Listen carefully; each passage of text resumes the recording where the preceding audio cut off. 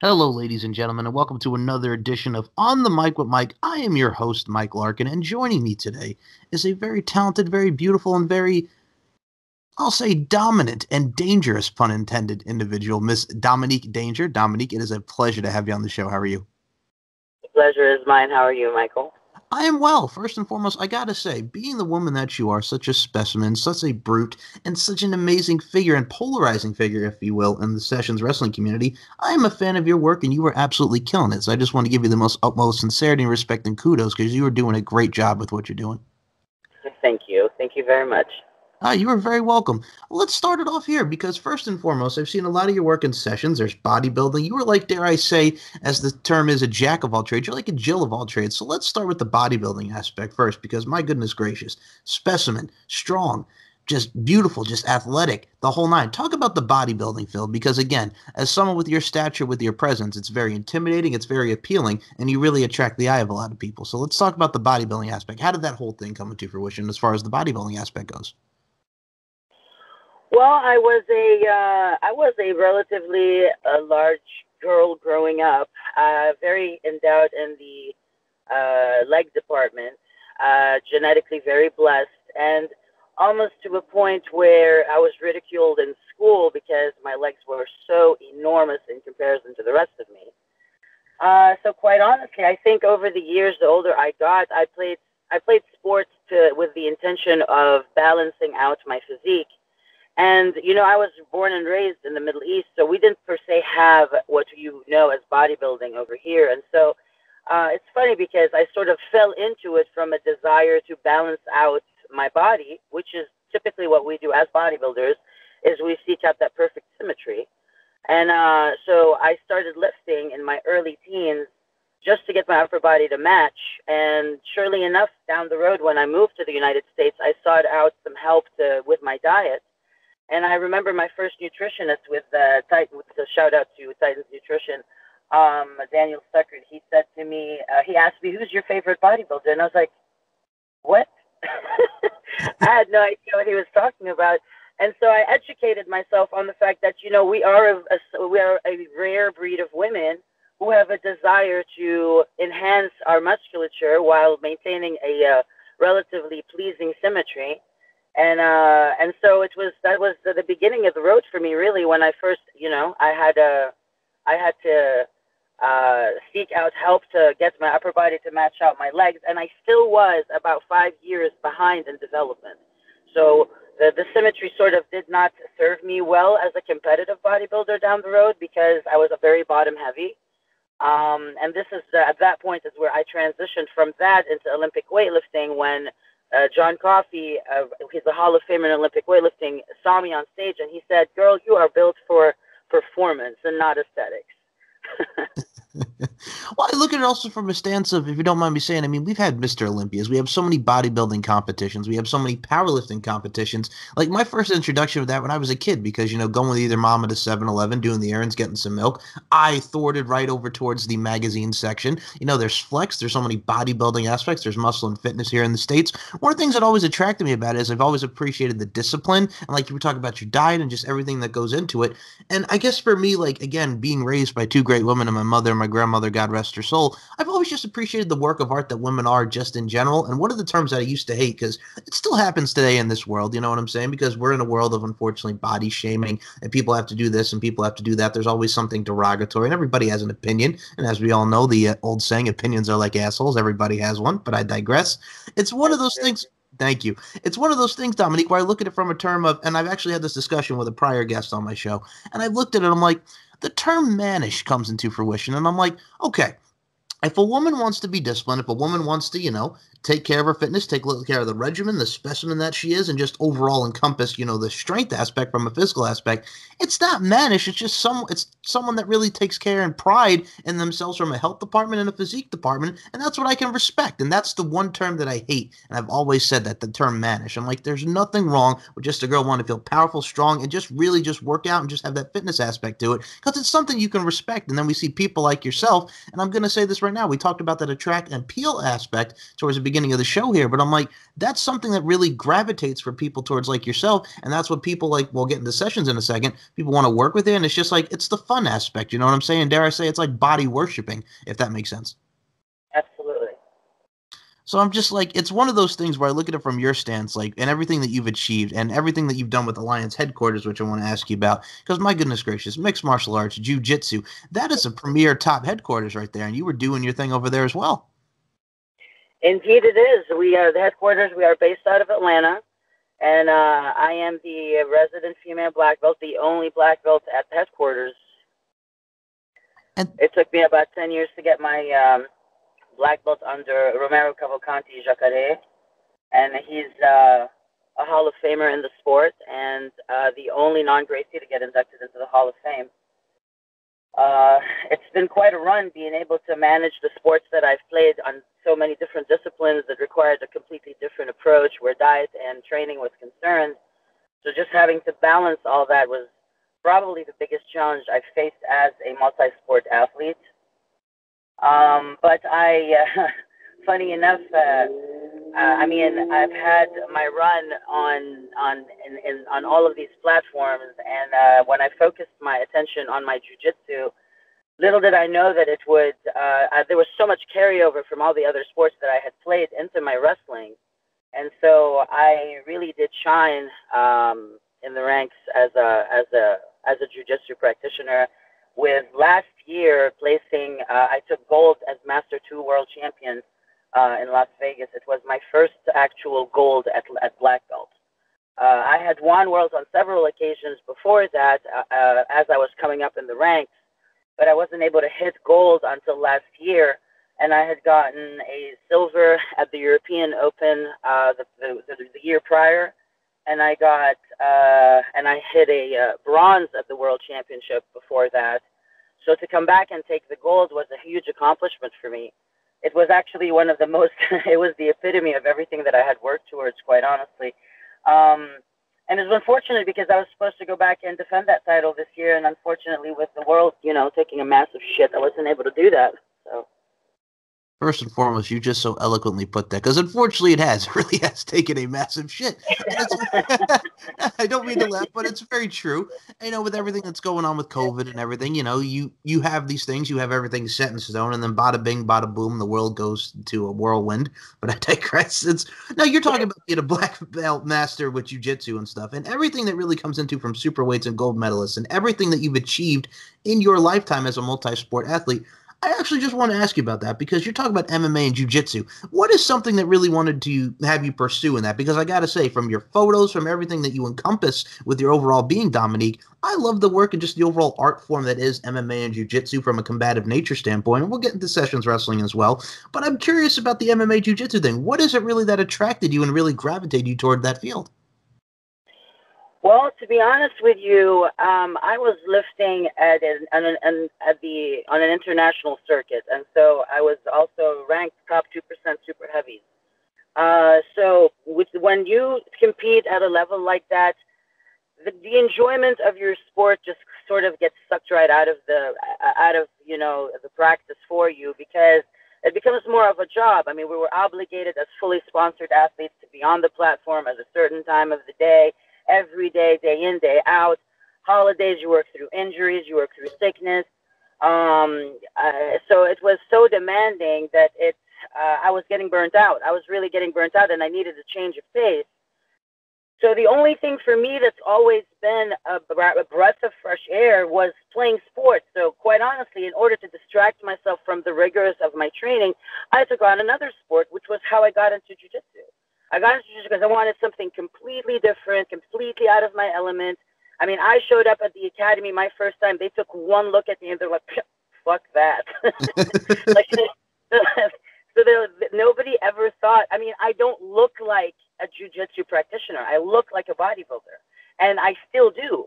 And it's been interesting throughout the course of the years to be able to mold myself into an athlete that can do both, which is, I mean, it has had its tolls on me for sure, but and that also has been very challenging, but it's also been, there's been a lot of personal growth that's come with a struggle like that. So that's where that came from. It came from me wanting to just get away from my main sport and do something else. And I've just when I started out as a private student. I figured, hey, you know what? It would come in handy to have some self defense for the job. So I hired a world champion brown belt at Alliance headquarters at the time, Chris Moriarty. Shout out to him as well. So he took me on as a private student. I trained underneath him for a little while, and I realized, man, I really like this. I can see myself doing this because I was fascinated at how limber these athletes were because they were so different than myself. I was stocky and rigid and forceful, and I learned to be elegant and graceful and move with more mobility, in jujitsu. So it brought a lot to my game on so many levels to be able to balance both of these sports. And so I stopped the private lessons. I enrolled full time, and it was just history from there. I actually lost my sponsorship as an Olympic lifter because I would not quit jiu-jitsu. Because as a fully sponsored athlete, we have all our medical expenses covered, and so they did not with the hazards associated with jiu-jitsu, they did not want to cover or have to be responsible for any injuries I might have sustained on the mat. And so I was having to sneak around to get on the mat. It's no joke. And so yeah, that was pretty much that was how my career slowly came to an end. And I mean, a lot of things transpired from that, but we won't get into those issues. But my last time on the platform was in 2013, and I decided to focus on my jiu-jitsu exclusively at the time. And the minute I hit those mats, with 100% of my intensity, I double golded at the European Open. Well, let me just say this. First of all, loving it because the accomplishments and everything really just shows your work regimen, and that's what I love about you, your drive, because you walk right into there and they're like, fuck that. But you're like, no. So here's what I like about that, and I appreciate it because the stereotypical thing is they look at you like you're a bodybuilder, but it's just like, hey, you know what? I love jujitsu, and you know what? Fuck it, I'm gonna do jujitsu. This is what I love. This is what I want to do as well. Yeah, And that's the only exactly. and that's the overall thing that I love because it's just like, you know what? You think I look like this. This is the perception that you have of me. Like I'm the bodybuilder type, but it's like, no, I'm gonna, like you mentioned, graceful. I'm gonna learn it. I'm gonna learn the technique, and this is what I Yeah. want to do. And I love that attitude because some people just think I'm stuck to this one thing. I'm like, no, I'm going to branch out and I'm going to do this because we've seen that in a lot. And I'll prime example. I've had Ty Emery on my show. She went from the LFL, which is the Lingerie Football League, and she's like, you know what? I'm going to transfer into MMA. And it's like, why not? Because that's the perception again, going back to that for a second. It's like people just want you to stay here, but it's like, no, I'm going to go over here. This, you know what I'm saying? I'm going to expand my horizons, if you will. And I think that's a great attitude to have. Yeah, it was. They were not going to deter me. I'll tell you that because I'm also all about zero fucks given about what anybody thinks of me. I'm very self-sufficient and confident and stable like that. And so coming into jiu-jitsu, I can see how that could have been very intimidating for someone else because we do lose people all the time who come to jiu-jitsu with an ego, coming with something to prove, a chip on their shoulder. You never know. People walk in there thinking that they have something to show for when you really don't. You have to leave it all outside and just come in there with a blank slate and with humility and with an openness and a willingness to learn and just adjust to a very new environment. And because I've played sports my whole life, it was easy for me just to feel like, and I mean, it's easy for me to feel like, okay, well, you're not going to please everybody. Not everybody's going to like me, but in time, I'm pretty sure if people got to know me, then they would feel a little more comfortable having me around. And sure enough, I kid you not, man, I am the only female black belt today at headquarters. That fucking says something because nobody thought I would stick around. Everybody looked at me. I came in there with my nice hair and my nails all done. I'm like, bitch, I could cut off my nails. I'll cut my hair. I don't care. I'll braid it down. I'm ready. Just teach me. What do I have to do to move like that? Well, I love that too because I think that's what a lot of people need as well. And here's what I say. When I look at you, I'm like, okay, she's very honest. You mentioned no fucks given, which I love very much because that's a great attitude. It's one of those things where you have dilly gaff. Does it look like I give a fuck? Don't give a fuck, D gaff. There's so many mentality about that. It's just like, you know what? Like you stated, I'm going to get braids. I'm going to do whatever the hell I want to do because it's one of those things where you're talking about, again, you set the precedent. You set the standard as being the only female, black belt. And well, that's awesome because it's just like, what I love about you too is it's very honest, it's very brazen, and like you said, it's confidence. And this also goes back to the old saying, the overall term of, it's not cockiness, it's confidence. And I think that's what a lot of people draw to you as well. Besides the fact that from the physical aspect and from the internal and external beauty, we also see it from a stance where it's just like, God dang, man, she's got that something about her. I think that's what a lot of people can attract when they look at you, Dominique, and I think that's a wonderful quality to have. Well, because I'm not afraid of saying, teach me. That's one thing that a lot of people shy away from, because when you make a name for yourself or you're well established in an industry and you try to venture outside of your comfort zone into uncharted territory, it's very hard to come up and say, teach me how to do this. I want to learn, because everybody, you cannot expect someone to know everything, but it's very difficult to express that kind of humility and that kind of openness and authenticity and a desire to to learn. And so and I think that attitude in of itself makes me more approachable, because people know that I don't have this know-it-all mentality, and I am willing to admit that there are things that I cannot do, and I know that I am strong as fuck. But coming into jiu-jitsu, I knew that was not going to help me, and I had to learn how to turn that off, because a lot of times as a strong athlete, when you come into a discipline like jiu-jitsu, we hate a lot on, oh, look at that, he's using or she's using her strength. We try not to do that. And so for an athlete such as myself, who had all the strength in the world, learning how to turn that off so that I could learn how to be technical was such a challenge. And everybody saw me putting in that kind of effort. And with the utmost humility, being open and receptive to turning off one of my biggest God-given talents, which is my strength, in order to improve on my skill. Whew. And I also look at it from a stance of, I'm going to say this because you also so eloquently put it, like the teach me aspect. That just doesn't apply to like every art form. It just implies to every endeavor as well. Because I'm like, God dang, man, there are some people out there that are just like, man. It's like, no, teach me. You want to be worked with. That's what a lot of people need to do. You need to speak up and just be like, yo, I want to learn this and stuff. Don't be afraid to ask questions. Don't be afraid to say that. And I think that's what I also admire about you. Exactly. And that's the thing too. And here's what I love about you too, because we were talking about no fucks given, and you talk be strong as fuck. I'm just gonna say this right now about you. And this is another thing that cracks me up, and I love. You're not afraid to fuck shit up, and that's what I like. Just because you're not, you're not afraid to fuck shit up. I like fucking shit up. I like, teach me so I can fuck shit up. There you go. But again, you know what it is too? It's a craft. And I appreciate that, because this is where we get into sessions wrestling. Because my goodness, woman, I've seen a lot of your lift and carry stuffs. We're talking about head scissors, leg scissors, body scissors. There is an art form to that. And I love it. And I love what you do, because it's fun. And I think you're an absolute pro. So this is where we get into the sessions wrestling. How did that whole thing come into fruition from you? Because it's another art form in the world of professional wrestling and sessions wrestling. How did that come to fruition? Because you go from bodybuilding, MMA, jiu-jitsu. It's like your resume is just impeccable. So this is where we get into the sessions wrestling part. How did that start for you, Miss Dominique? Well, the truth is, I started out with the sessions through bodybuilding. As you well know, that bodybuilders, we attract a certain clientele, or the female muscle aficionado, if you may. And there are men who admire female muscle and female strength. And so I got solicited on a few jobs way back in my early 20s. And in the beginning, I was offended by it, because I thought that, to be viewed as an athlete, I didn't want to be jack-off material.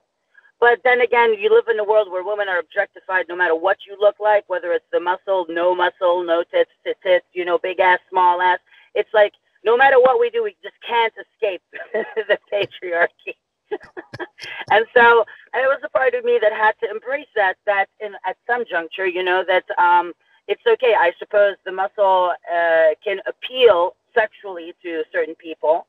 And I got offered a job to display my leg muscles in a short skirt for my very first session ever. And the money was quite attractive at the time. And I'm not going to lie, I had a very decent job. I worked a corporate job. I had my own office on the 12th floor of a high-rise. I was art director of a big commercial real estate company. And believe it or not, I gave all that up, because my very first session, prancing around in a short skirt and wanting to head scissor this guy, I was like, this is fun. I can do this. Yeah, I can do this again. And so it's definitely a two-way street because I didn't do it for the money. I did it out of curiosity and intrigue because I don't get that much attention and that much appreciation for the way I look, unfortunately, as a bodybuilder, because not a lot of people can admire this kind of, work ethic and what it takes to look the way we do, or, just to, just kind of to walk around defying that status quo all the time. So I really enjoyed it, and from there on, I expanded on my repertoire. So I clearly, my wrestling was picking up, and so I put more of my efforts into that because I saw that it was translating into money for me on the job. And I worked with Scissor Vixens. Shout out to Drew with Scissor Vixens as well, who taught me all of my scissors. And I definitely had the legs for it. Just to go back and think about it, I just talked about how I had this imbalance between my upper body and my legs. So my legs, I put them to use when I learned all these different holds as well. So that was actually a lot of fun for me. Well, first and foremost, I just have to go back to the fact that you just said jack off material, which I'm still cracking up about because you also said that's very true and that's very, you know what it is too, because again, speaking from the male point of view, when it comes to guys and we see this, like you were talking about how, they appreciate the body and we were talking about muscular thing. And it's just like, there's guys out there like, God damn, did you see those calves? Because it's one of those things where it's not from a body worship standpoint, but there's a lot of things that attract guys. And I'm going to say this about you with the utmost sincerity and respect, Miss Dominique. You have that voluptuosity factor about you that's very appealing. And I truly, you're very welcome. And that's what I appreciate that very much. Thank you. You're very welcome. But no, that's true because I also look at it from a stance of as like, all right, so we see this dominating figure that you are, and then we see from the muscular standpoint, we see a lot of things that's very fun and encompassed about it, like you talked about Scissor Vixens, which is awesome. So I look at it from a stance of it's like, God dang, man, there's a niche and there's preferences and there's something for everybody, and it's a variety because as human beings, we're all very unique. We all like different things. We all like to try different things, and I think that's what you provide with your professionalism and everything that you do from a session standpoint, and it also really just opens up the minds for a lot of people to say, hey, there's something out here for me, there's something out here for there. Let's just once again going back to the expand your horizons, and it's like, all right, and then we see what you're doing with scissoring and the whole nine. And I got to ask you about the lift and carry because there are guys out there. It's just like, hey man, military press right up in the air, and that's what I see a lot from you, and that's what I love because you lift the shit out of these guys. That's my jam for sure. That's my jam. Yep. That's my jam. No, but I gotta admit, like, how often is that? Because the reason why I ask is because, god dang, man, I've noticed the lift and carries as well with sessions, and I obviously the scissoring and everything that really goes into it. But god dang, man, when you're lifting those sons of bitches, I'm like, god dang, I look at it from an imagery standpoint. I look at it just in general. That has got to be an experience for you with the lift and carry aspect. It absolutely is. It's actually my claim to fame is my lift and carry. I probably book more lift and carry sessions than I do anything. Which would be in the following. It would be lift and carry first. I would get wrestling second and muscle worship third. In that order. Like this is in terms of frequency, definitely my biggest seller because I'm big and strong and I don't have a cap. I usually will not turn away anyone who needs to be lifted at all, ever. I mean, I will also make sure that people have reasonable expectations. Okay, so like if a guy weighs 270 pounds and he's about 6'3" and wants to be armpit lifted, I'm like, dude, logically speaking, this is not going to happen. Okay, like the physics don't work. I'm 5'5", so it's just not gonna work. And so a lot of times I really do need people to have realistic expectations when they book time with me because A, I'm not cheap. B, I know what I'm doing. And C, this is about me as well because I would not book a session unless I was going to enjoy it too. And I'm very self-critical in the sense that I really don't want to commit to something that I cannot deliver. So if I book a session with someone, I make sure that I know because a lot of times they will lie about their weight. I'm not going to lie. Like these guys are notorious for doing that to me. Like, hey, Dominique, I weigh about 210 pounds. And the guy hasn't seen 210, since last Christmas. So, like, I mean, and I know my weights. Hello, I live under bending bars. I mean, I live under the heavy iron. I know what 210 pounds feels like. And so we'll do like a pre-check, kind of like I'll do a weight pre-check. And if I know, and I'm not, a lot of times I'll pull out the scale. I'm like, I'm going to show you that you are fibbing. So here you go. But I won't turn someone down. I will go through. I generally can do all the lifts to most people except for the overhead. I do have limits for that. And I have limits for how many of them I will do throughout the course of the day if I'm on the road sessioning.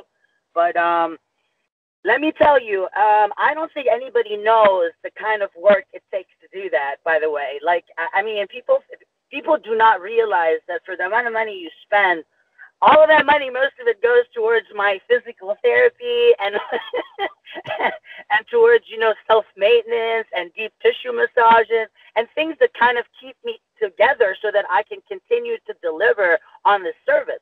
Because it's unfortunate because you have, and I'm going to say this, I'm going to put it out there, but you have a lot of women these days who've gravitated towards the session scene because the money is good, but they cannot deliver on a lot of these things.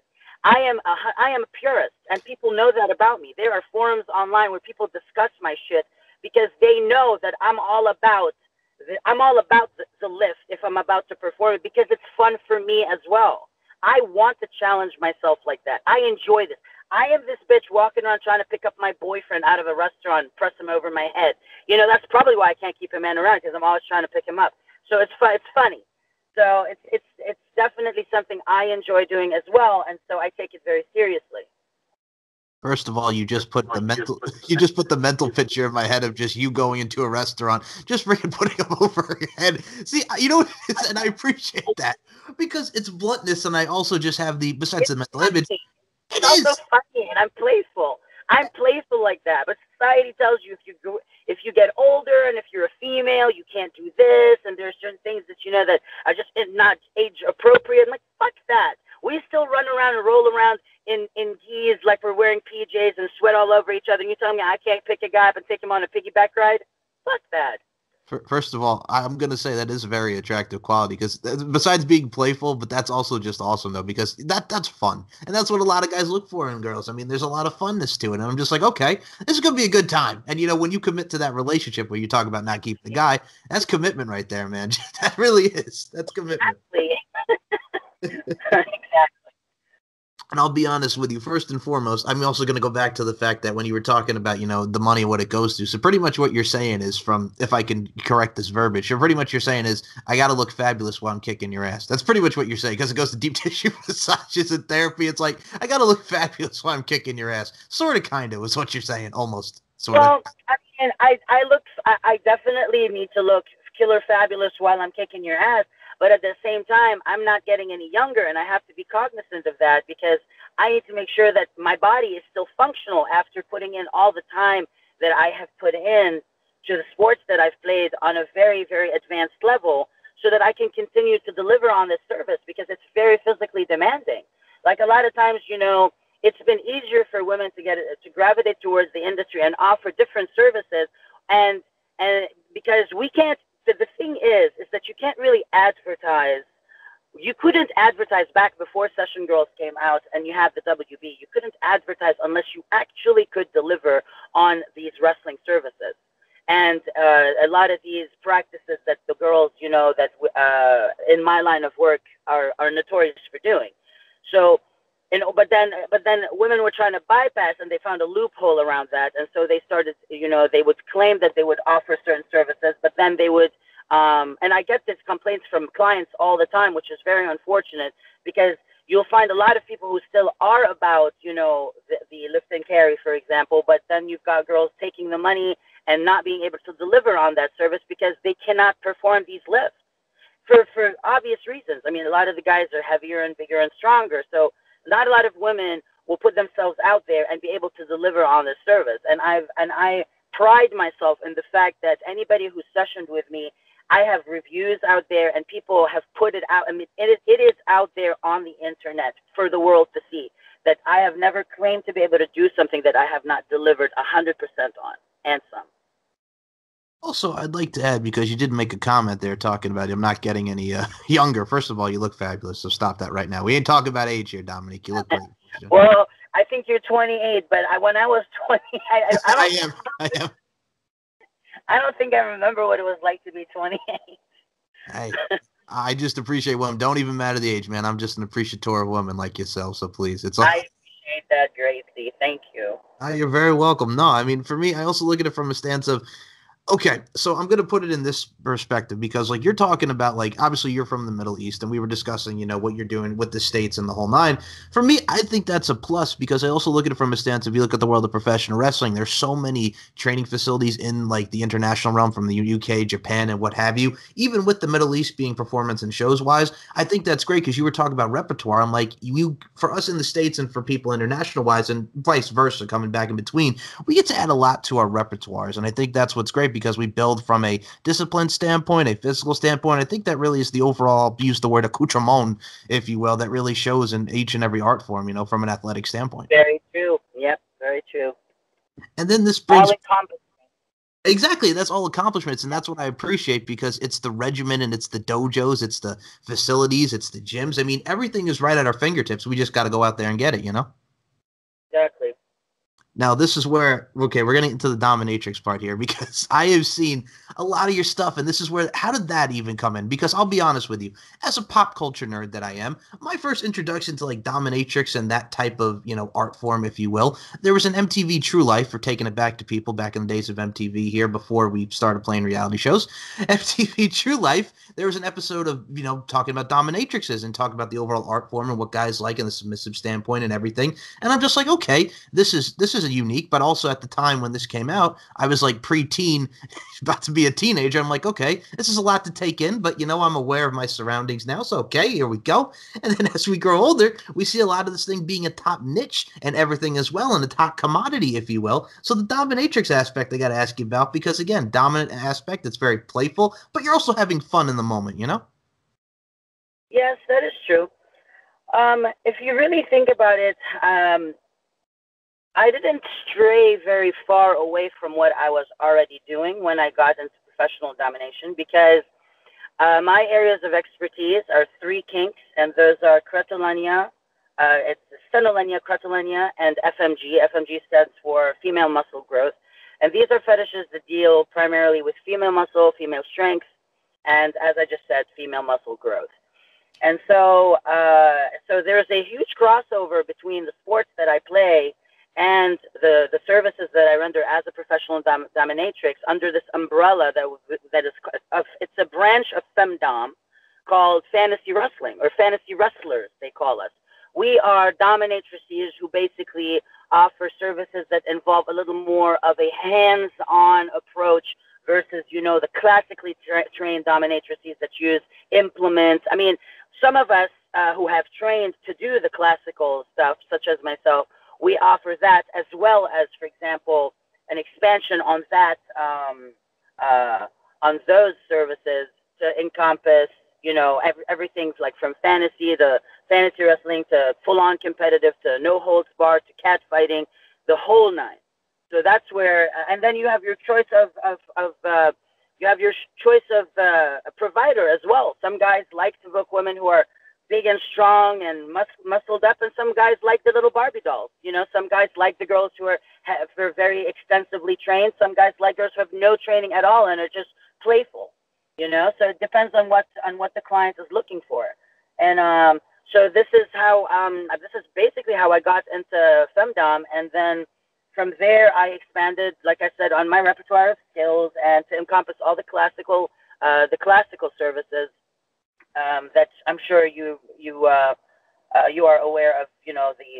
The plethora of of non-conventional things that I offer as a nice twist to to the assault that I can dish out on the mat. First and foremost, Jesus Christ, man. The assault level, I understand. And you know what it is, too? I appreciate it because I know a lot of people that are into that, and I appreciate the niche and stuff as well. But I also look at it from a stand. Well, no, it's the expansion of the repertoire, like you mentioned, too, but I'm just like, you know what it is? It's a fun experience with you, and we've talked about the fun experience that you provide, but I'm just like, you're talking about like the Barbie dolls and stuff, which I get it, because a lot of guys have their preferences with how they want to be tortured and this whole nine Yep. with. But like I said, when I look at your stuff, I'm just like, okay, All right, this is not only fun, but this is unique because you're just, dare I say it, with your slaps, with what the heck you do, with how you whip it into place. Dare I say, whip it, let it whip, Daz Yeah, band, helpful people. no pun intended. No pun intended. But Yeah. like, goddamn, like that is just it's intense, and this is what I like about you because it's the intensity, and you know what it is? It's you with the volume turned up, and that's what I can respect about your work in overall films. Yes, and I thank you for saying that because I like it when, I mean, I do exude a lot of, I think I exude a strong energy. It's a very forceful, powerful, energy that I emanate, really, and I make sure that, I mean, I need to be cautious of how much of it I let out all at once because I can be very intense. That's very true, and that can definitely be a double-edged sword. And I don't want to deter people from feeling like they can find something that they can find, that they can sort of have some kind of a rapport with me so that we can communicate about what somebody is looking for. Because a lot of guys want to have fun. They don't necessarily want their asses beat. And then I do have a tendency to come off as, oh my God, this bitch gonna beat my ass, which is true. It's just true. I mean, to some extent, if that is what you desire, I can deliver on that. But I do put in a lot of effort into trying to soften what naturally is me. And naturally, I am an aggressive woman. I am an aggressive woman. I'm not going to hide that. Absolutely. First of all, nothing wrong with that. A lot of guys like aggressive women, and you exude that beautifully. So please, there's nothing wrong with being aggressive. Thank But you. you're Thank welcome. you. Hey, you're welcome. But no, it's one of the things where also you talk about spanking and stuff. I've seen you whip it where there's a lot of guys that have had red asses. You know what I'm saying? We go. No, I'm being honest because it's just I like know, I know. I know. It's just these are the things I love doing. Oh, go on, please don't stop. well, no, I'm just like Jesus. And the other part I think that's also very great about it because we talk about you turn the volumes with the volume turned up, but it's one of those things where it's like, okay, I'm gonna beat you, but you also said it so casually. It's like, you know what, that bitch gonna beat my ass, but it's true. It's very casually how you said it. It's like, yes, I'm gonna beat your ass. It's true. It's just like you threw that little sprinkle of validation on it. I like that. I like that. I like the swag. Absolutely, because you have to keep people in check because there is a small element that I bring to the table that I think I am very unique in the sense that I do instill a certain healthy fear in people, and you need to be that. You need to know that I can be just as hostile as I can be friendly, and I'm also very assertive, and I'm very disciplined and a woman of principle. So I I believe in boundaries. I believe in heart in safe words. I believe in respect, so and I believe in the reciprocity of that. So just as I would respect somebody's boundaries, I would like somebody to respect mine as well. And this, I think, speaks a lot for what I like to be. I'd like to think of myself as, I'd like to think that most women, all women should possess that. All women should possess the ability to be able to draw lines for themselves and for people around them, because I think that's why a lot of women these days run into the issues they run into, because women don't know how to draw lines, and they don't know how to say no, and they don't know how to stand up and stick to their guns, and they're flexible and malleable in their principles. I'm not that woman. I am not that woman, and it's important for me to put that out there so that people know that you are going to get exactly what you see is what you get. There's no, I don't bend my rules for anyone. Nobody, you can't convince me otherwise. And I'm not going to impose myself on anyone else so that I could influence someone to mold them into something I need. I respect people, and am receptive of people as they are, and I don't try to change things. And so I like that to be reciprocated. Oh, absolutely. And I also look at it from a stance of when you're talking about like everything that you just mentioned there, really that encompasses your being and encompasses your work. I also look at it from a stance of, and I'm going to put this image into people's head from a pop culture standpoint. There was a movie Euro Trip back in the early 2000s, people. When you were Yeah, talking, well, when that you were, movie. well, yes, me too. When you were talking about when you were talking about the safe word, the instant scene that comes into my mind is Cooper. I'm talking about Club Vandersex, the safe word, Flugenhagen, so. I mean, Yeah, that, yeah, so there's like an early dominatrix shown there in the early 2000s. Again, besides MTV, there's another image yeah. to people's heads. But it's It's one of the things. sprinkled around. It definitely is sprinkled around in pop culture quite a bit. Exactly. Well, it's true. And I'm again, this is the nerdiness coming out, but I digress. Miss Dominique, I also look at it from a stance of like you're talking about, dominating men and everything that really encompasses. I'm just going to say this right now as the male perspective here, the male point of view. Sometimes us as men, we need to get our asses kicked and we need to be in check. So who better than you, Miss Dominique Danger, to keep us in check? So hey, it's a full circle. Amen. It's a full circle. Amen to that. Here, here. Here, here. Here, here. All right. Now, okay. We're going to talk about this as well because I think what's also very appealing about you, besides the fact that you have this presence, besides the fact that you have the beauty, the strength, and the dominance, Miss Dominique Danger, I also look at it what appeals to people is because, as we all know, the body is our canvas and we have our temple as our body. But I also look at it from a stance of you got some badass tattoos on you, man. And I think as a male, and a lot of people could say this as well, that really attracts and keens the male eye to the female.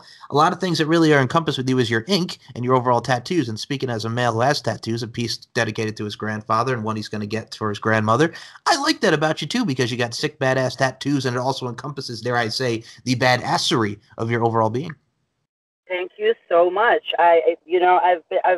It's funny because I've appeared on a few shows, and nobody's ever really brought that up, and it's something that I value greatly about my physique that I was able to add that to, to complement that with this beautiful ink, and I don't think it gets noticed as often as I would like it to get noticed because there's just a long, long, very deep, drawn out story to it as well because it was if anybody's ever really taken the time to notice the ink, it's a theme. It's a very common theme all through my ink, and except for the one on my right arm, and there's a story to that one only because that'll come later. But the entire piece, I have a full chest, full back, and full sleeve and throat, and these are all it was all one single. It was one piece, and it tells a story of a time in my life, where I went through a very profound awakening, and it has a lot to do with who I am as a woman today. Absolutely does, and I thank you very much for bringing that into the spotlight for a change because I don't think a lot of people ever really quite notice that the ink is it's a wonderful work of art that I take very immense pride in. So thank you.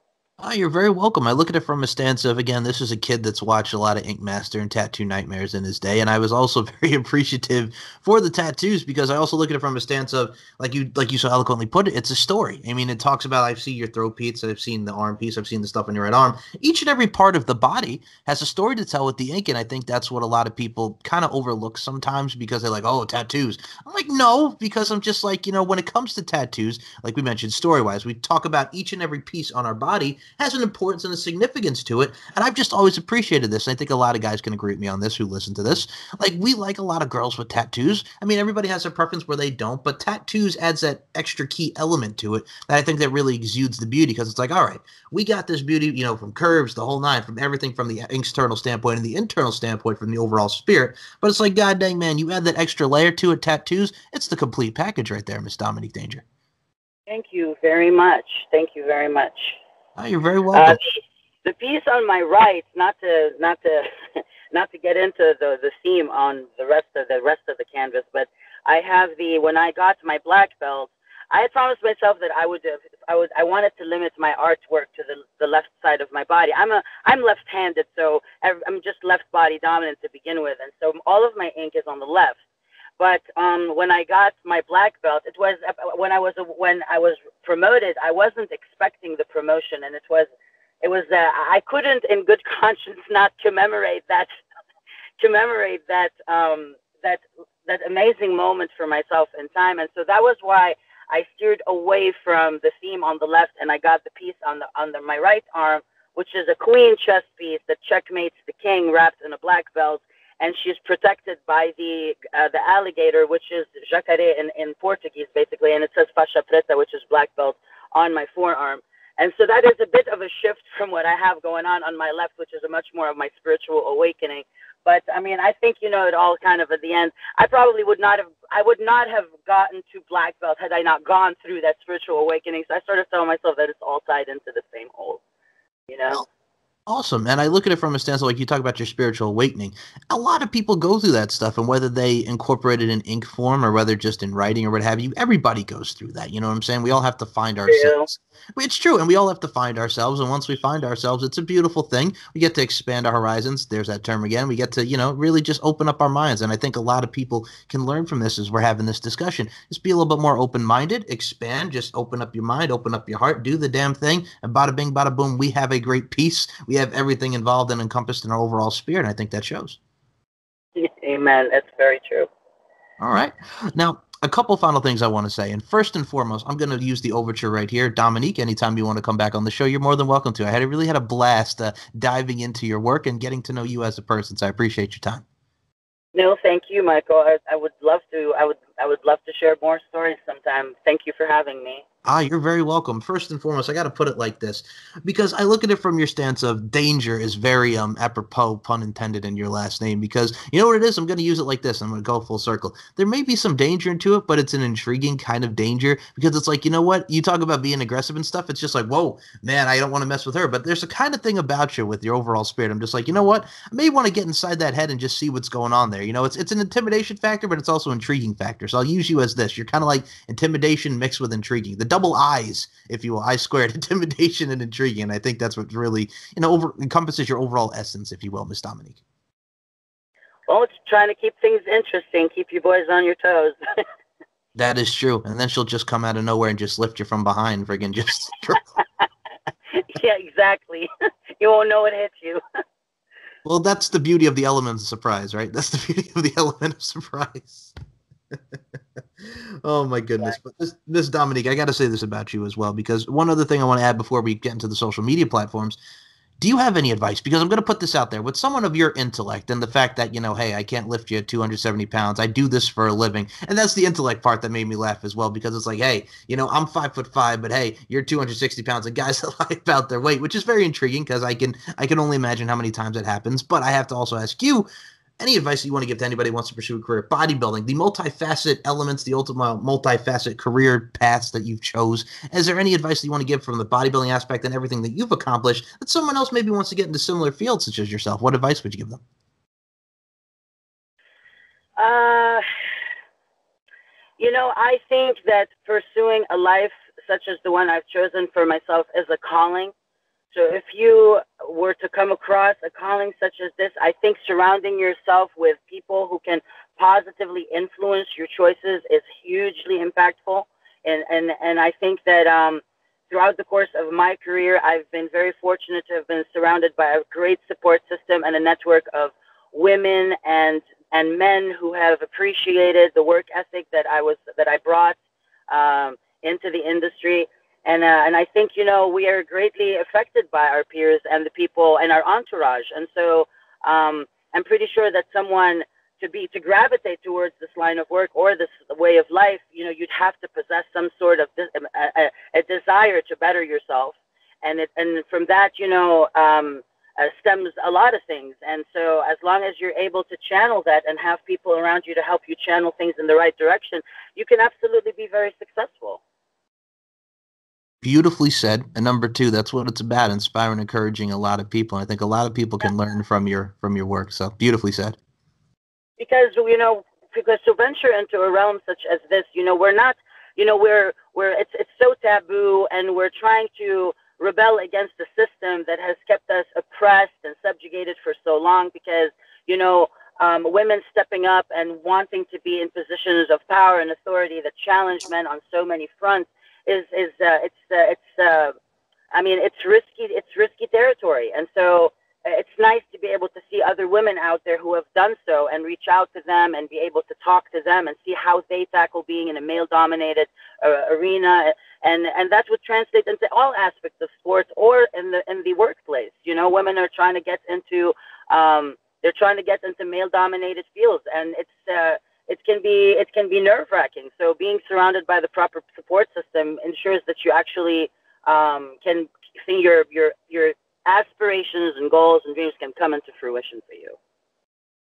Amen to that. You've been saying a lot of amens and that. I'll add an amen, hallelujah. I'll up you on that one. But no, By the way, last pop culture reference before I have to do the social media, and I think you'll appreciate this one. God rest his soul, the late great Michael Jackson. When he had that song "Dangerous," that girl is so dangerous. He was talking about you, Miss Dominique. He was talking about you. I want to put that Oh out. my God, I miss him. I miss him. I will say that. Me too. I grew up listening to his stuff, so it was a tragic day when the world lost Michael Jackson. Hey, But yeah, see how that that song, because I'm flattered. Thank you. no, you're very well. No, I appreciate that, and you know what it is too, because as a fellow Michael Jackson connoisseur, from following from the Jackson 5 until his passing in 2009, I get it. I grew up on that music. My mom liked that music. I like that music. I get it, and he was great, and he's probably one of the most iconic figures, king of pop, for God's sake. Absolutely, absolutely. Oh my goodness. Okay, Miss Dominique. This is where I step back. Ladies first. It's not just a Queen Latifah song. Please promote Facebook, Twitter, Instagram, Session Girls, where everybody can follow you on the social media platforms. Please go right ahead. The floor is yours. Well, you can follow me I'm mostly engaging on Instagram currently, and my Instagram would be Dominique_Danger. I had I'm so sad to mention that my 100+ thousand followers on Twitter were wiped off the grid because social justice warriors came for my balls. But you can follow me on Twitter at the number one Big Bad Bitch. My main website is www.bigbadbitch.com. You can also find me on thedecadentdomain.com. If you're interested in my scissor videos, you can find them on scissorvixens.com. And a lot of my fetish work is on with Siren Productions. We are on Clips for Sale under Siren Productions and the Atlanta Dungeon.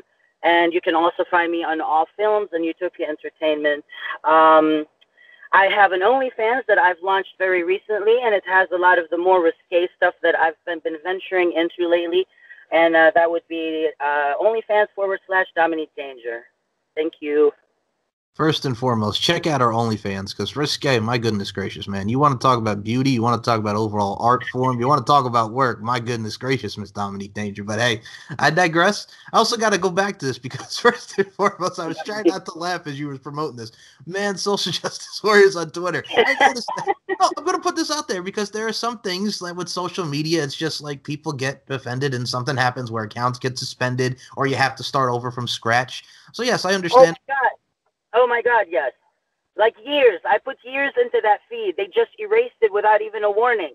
And you know, I mean, when Twitter, you've got women taking horse dick on Twitter and nobody says anything about that, but then you say one thing like, "Oh God, why don't you jump off a cliff already?" Like something trivial like that, and then people said that I was inciting human violence. And that allowed them to wipe my feed off the grid with everything in it, without even access to my old data or anything. It was just tragic because you never think that you would be censored on a platform like that, and that's the reason why we try to. I mean, how am I supposed to dish out any kind of verbal assault in my line of work when I can't talk shit? Like, I mean, seriously. And so I think that they've become very selective with the way the world has become as of late. They've become very selective on what they're allowing out there and what you can and cannot say. I'm on my 14th ban on Facebook. I forgot to mention the Facebook. That would be /Sister Steel. You can also find a lot of my writing, by the way, on MMA.tv. I'm on the Other Ground forums. I'm a huge contributor to those forums. And I talk shit like this, and there's no end to the shit I talk. But it's sort of, you know, it's engaging. People enjoy it. It's a form of entertainment, and it's tragic that I have to be censored in such a fashion that someone would wipe off years worth of hard work. So I try to err on the side of caution when putting content out there that might offend anyone because of what happened with Twitter. Well, I look at it from a stance of like, even with Instagram, because I mean, you have to start from scratch with Instagram as well. But whether it be photos or whether it be like you mentioned, the horse cock and what have you there, but it's just like there's certain risque photos out there, and it's just like, okay, I put this photo up, or I did this, and it's like you want to censor me when there's other crap out there that's much worse than what I'm contributing. Much worse, way worse shit. But you know, I attract a lot of attention because I make a lot of noise and I piss a lot of people off. I think the key to social media being successful is try and be like, if you're outrageous but you don't offend anyone, okay, people are accepting of you. But if you have a mouth on you, even the bare minimum of what you put out there, people would find something to complain about that. And I mean, in your own right, in your own case, Miss Dominique Danger, you are a verbal assassin with your words and your verbiage. So I yes. am. I am. Thank you. You're You can welcome. But throw it's me a good again. trash talking. But it's a good trash talking. It's good. It's fun. It's playful. Absolutely, yes. I enjoy it. People try to ruffle my feathers, and I bite back. They don't know that I can actually bite. Yeah, and you know what it is? I have this image of you. Besides biting and just lifting, you would probably be. And I may be off on this, Miss Dominique, but I gotta ask you. With us men, sometimes you just want to. I'm gonna put it like this. Sometimes you might just want to punch us in our dicks. That's what it is. You're the type of woman I think would just punch somebody in the dick. I have done that a few times in my life. Okay, so I wasn't that wrong Literally, on that. literally. We're not. It's not even figuratively speaking. Literally. Yeah, I was not far off on that one because I'm just like, all right, Yeah. just listen to you talk. No, and I truly mean this with the most sincere respect. Like, listen to you talk and how you dominate. I'm like, okay, this is the type of woman that would punch you right in the dick, and I like that just because it's just like my imagery of you is you have the fist balled up and then just, and I'm just like I'm picturing a guy's balls just going right down. It's like you got their nuts in their hands, so to speak. I have that image in my head. So yes. Well, I mean, you can't argue the fact that some men absolutely do deserve it and need it every once in a while. I'm not off on that. I'm not one of Yeah. them. Yeah, No, our men that you don't just sound like you're one. No, you're not one of them.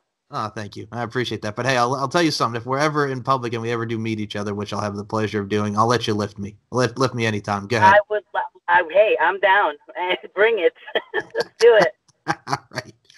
Miss Dominique Danger, it's a pleasure and it's a privilege. But before we close out, one other thing I have to say. Man, there's a lot of fans yet. There's a lot of people that appreciate and are appreciators of your overall work. Do you have any final words for your fans who have been supporting you since day one in your overall line of work and your overall being? The best is yet to come. That's all I got to say. I'm still on my. I am working my way up towards great things. A couple of years ago, I went back to school trying to get my doctorate in mathematics.